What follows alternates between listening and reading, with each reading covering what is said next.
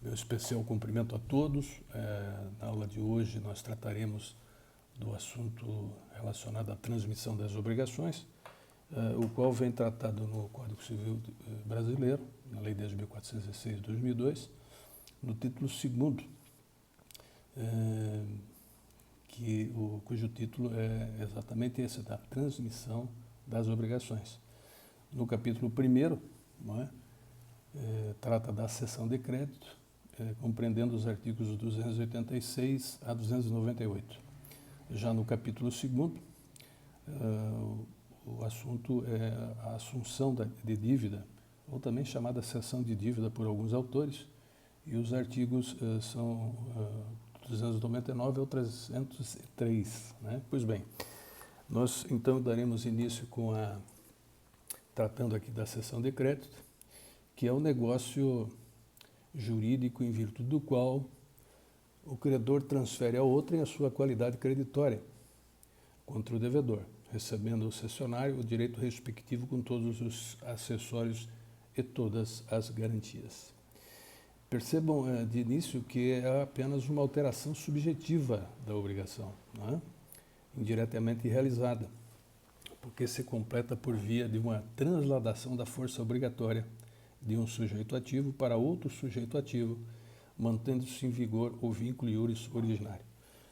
Então aqui convém chamar a atenção, que a cessão de crédito não vai trazer nenhuma, não vai ter consequência, ou por consequência, alteração objetiva no contrato. O contrato continua sendo o mesmo, apenas teremos a substituição do credor originário por um terceiro, a que se dá o nome de cessionário.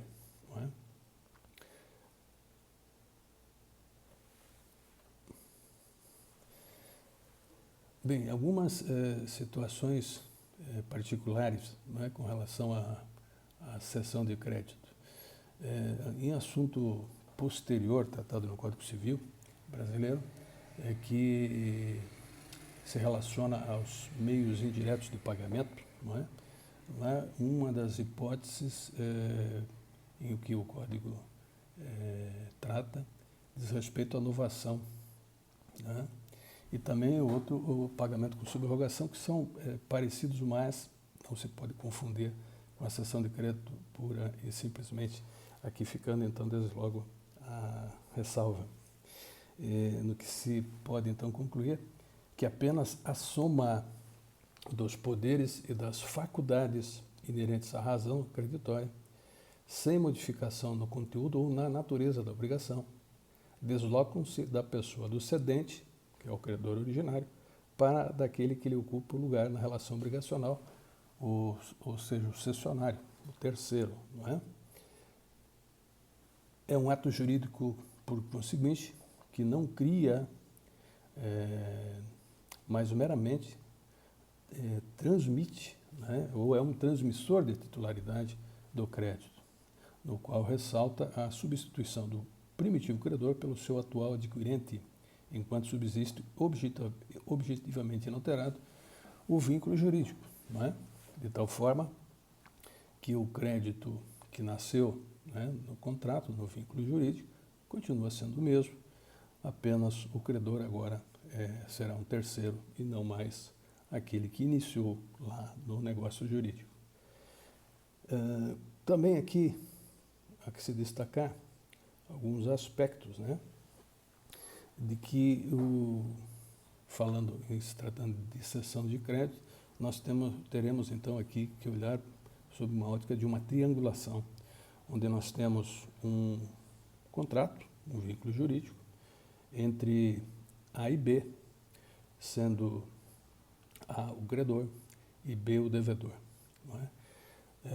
A, o credor, transfere para um terceiro, a que se designa cessionário, o crédito formado no contrato.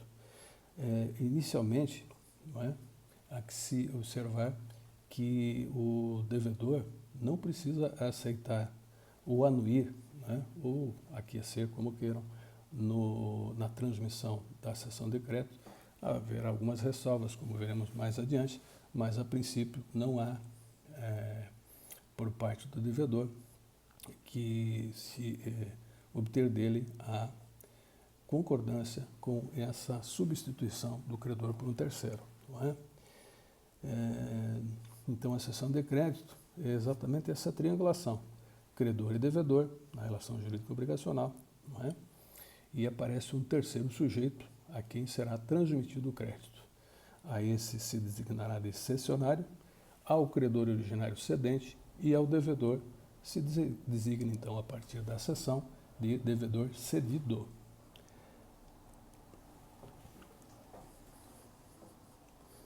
Então, nós temos também que observar aqui, né, que aqui com relação ao direito obrigacional ou direito das obrigações, o que nós estudamos no momento e o que o próprio direito das obrigações se ocupa é da transmissão inter vivos. Não é? Por quê? Porque também existe a sucessão causa-mortis, regulada lá no livro do Código Civil Brasileiro, que trata do direito sucessório. Não é? Então, a cessão de crédito, isso é bom que se diga, é um dos mais importantes instrumentos da vida econômica.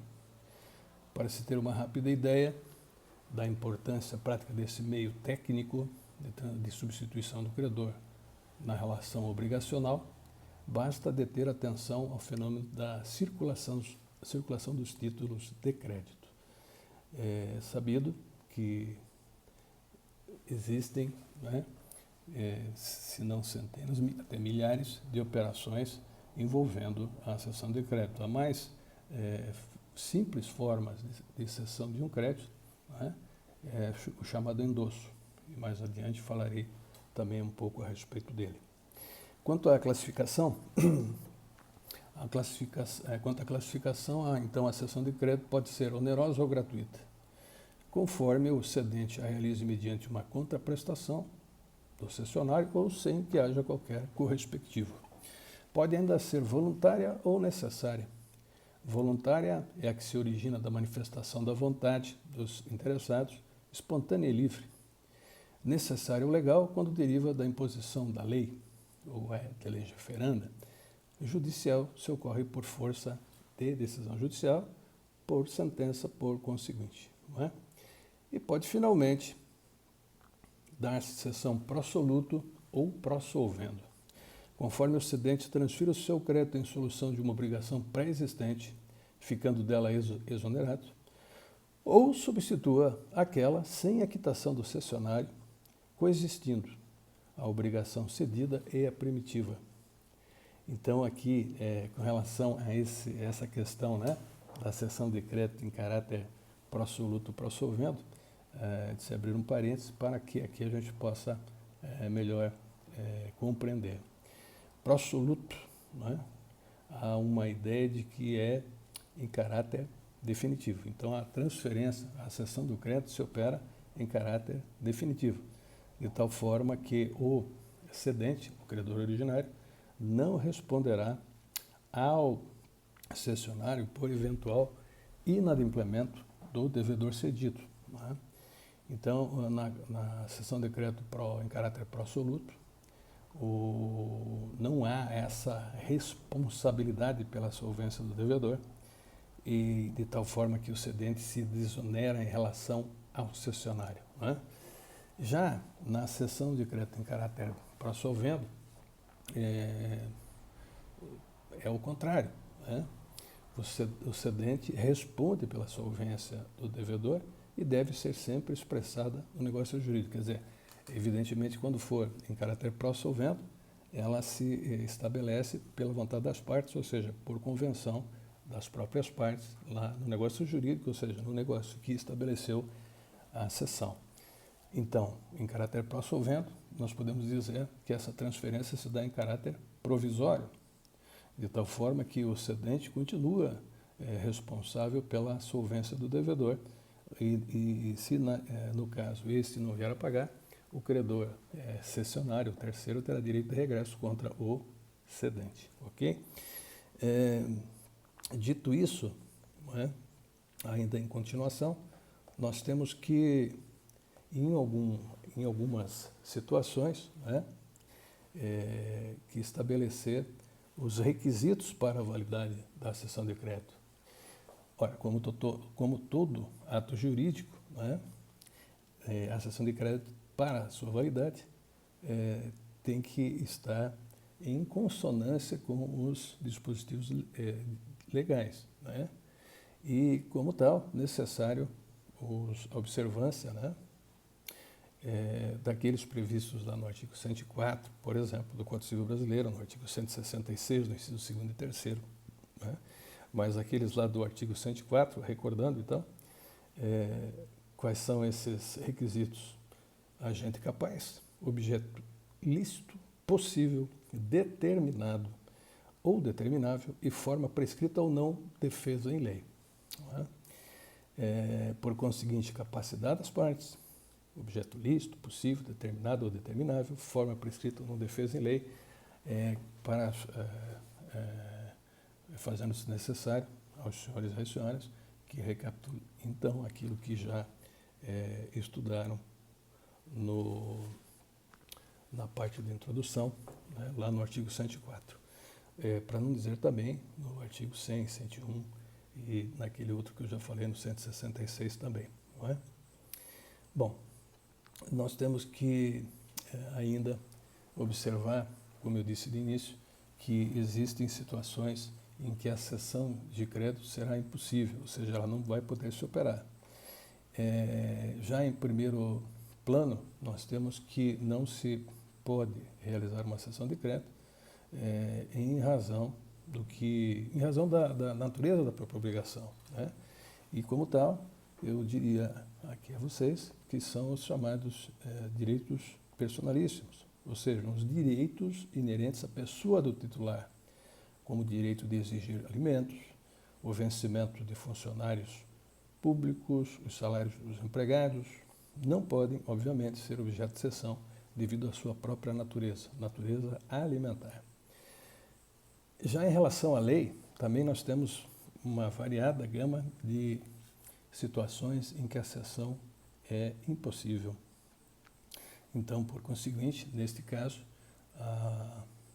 a impossibilidade da cessão decorre do próprio impositivo legal, né, que podemos enumerar. A obrigação de fazer, quando infungível for a prestação, na forma do que dispõe os artigos 247 e 248 do Código Civil. Também a venda a contento, lá previsto nos artigos 509 a 512 do Código Civil Brasileiro. E aqui, então, abrindo 5 parênteses, que tem-se por venda a contento aquele negócio cuja efetivação depende da manifestação do futuro e possível comprador. Assim, contratam as partes a compra e venda de determinado bem, estabelecendo que terá por perfeito e acabado o negócio, manifestando o comprador o contento pelo bem e sua vontade de adquiri-la. No Código Civil Brasileiro está disposto no artigo 519. A venda feita a contento do comprador entende-se realizada sob condição suspensiva, ainda que a coisa lhe tenha sido entregue, e não se reputará perfeita enquanto o adquirente não manifestar seu agrado.